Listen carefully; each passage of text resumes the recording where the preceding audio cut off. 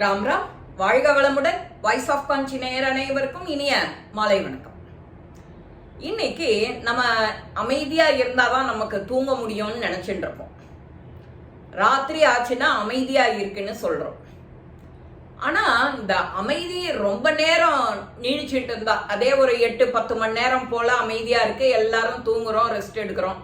இதே இந்த trunk road நெடுஞ்சாலையில எல்லா வாகனமும் போயின்னு இருக்கும்.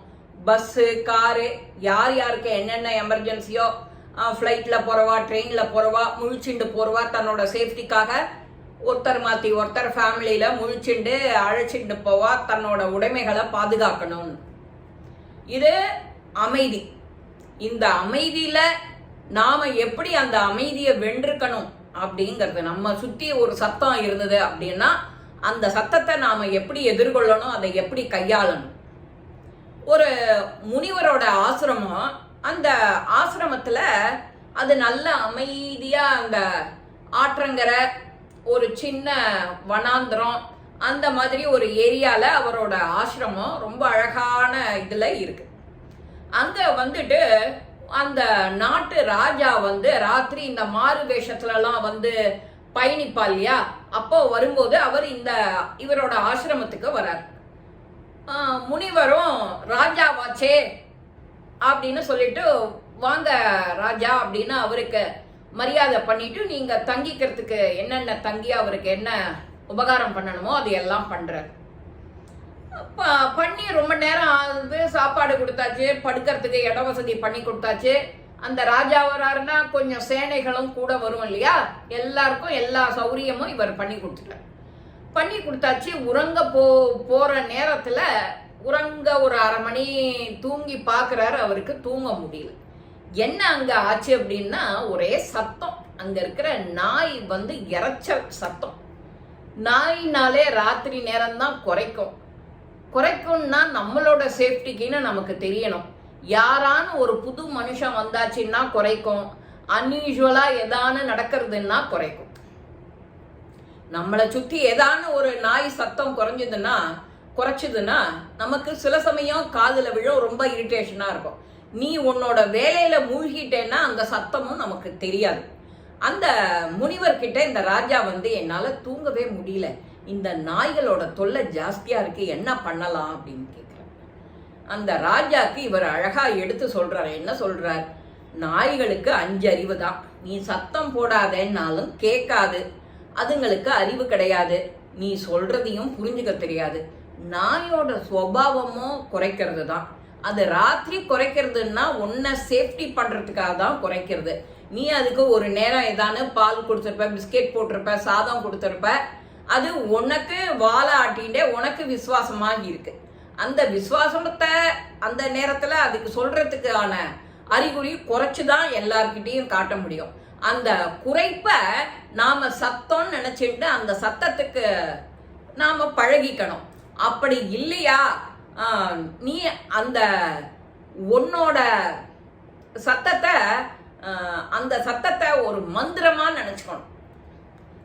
நாய் குறைக்கிறது ஒரு மந்திரம் அப்படின்னு நீங்க அதை நினைச்சுண்டாக்க உங்களுக்கு தூங்க முடியும் அப்படின்னு இவர் அவருக்கு அட்வைஸ் பண்றாரு. சரி, முனிவரும் இவ்வளவு விஷயம் சொல்றாரே, ரைட் தான், எல்லாம் வாஸ்தவம் தான், அவர் சொல்றதெல்லாம் யோசிச்சு பார்த்துட்டு திரும்ப அவர் படுத்துக்கிறதுக்காக போறார். படுத்துக்க போனோடனே அந்த அவரோட மனசை நாய் குறைக்கிறது ஒரு மந்திரம் தான் அப்படின்னு அவருக்கு சொன்ன உடனே அது அவரோட ஆழ் மனசுல போய் பதிஞ்சுடுத்தோம். அதனால அந்த மனசை அதுக்குள்ளர, அந்த நாய் சொல்ற மந்திரத்துக்குள்ளர திணிச்சுட்டார் தன்னோட மனசை. தூங்கின அதை மனசை அதுக்குள்ள போட்ட உடனே இவருக்கு ஆட்டோமேட்டிக்கா தூக்கம் வந்துடுது. சௌக்கியமா தூங்குறார். அன்னைக்கு பொழுது எல்லாம் நல்ல பொழுதா இரவு கழிகிறது. காத்தால விடிஞ்சதும் விடியாததுமா ராஜா முழிச்சுண்ட உடனே எழுந்து ஓடி வராரு இந்த ஆசிரமத்துல இருக்கிற முனிவரை பார்க்கறது. முனிவர் திரும்பவும் ராஜா வராரு, என்ன புகாரா இருக்கும் அப்படின்னு இவருக்கு கொஞ்சம் ஒரு யோஜனை. அப்போ அவர் முகத்துல இருக்கிற சந்தோஷத்தை பார்த்த உடனே ராஜா கொஞ்சம் அமைதியாரார். ஏதோ நல்ல விஷயம்தான் நடந்திருக்கு, நல்லது சொல்ல போறாரு அப்படின்னு.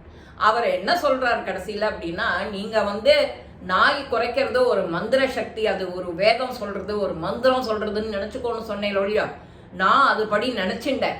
அதை நினைச்ச உடனே எனக்கு இயல்பாவே தூக்கம் வந்துடுதோம் அப்படின்னு அவர் சந்தோஷப்படுறார்.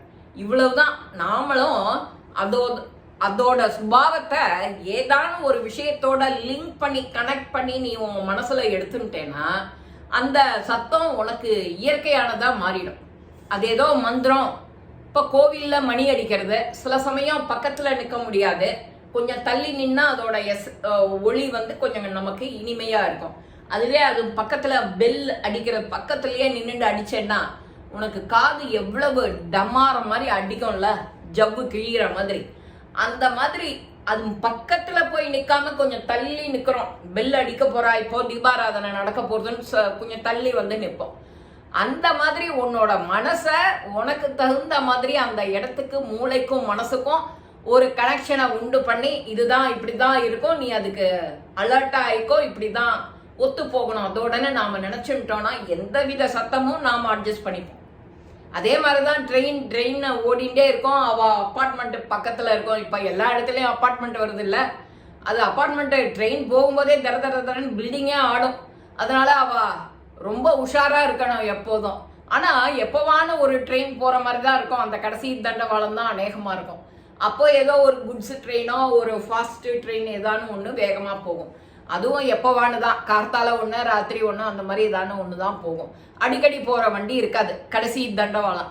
அதனால ஒரு பழக்கத்தையும் நாம எடுத்துட்டே வந்தோம்னா நமக்கு எல்லாமே பழகிடும். சத்தங்கிறது வராது. எப்பவும் நீ அமைதியான நிலையிலேயே இருப்ப.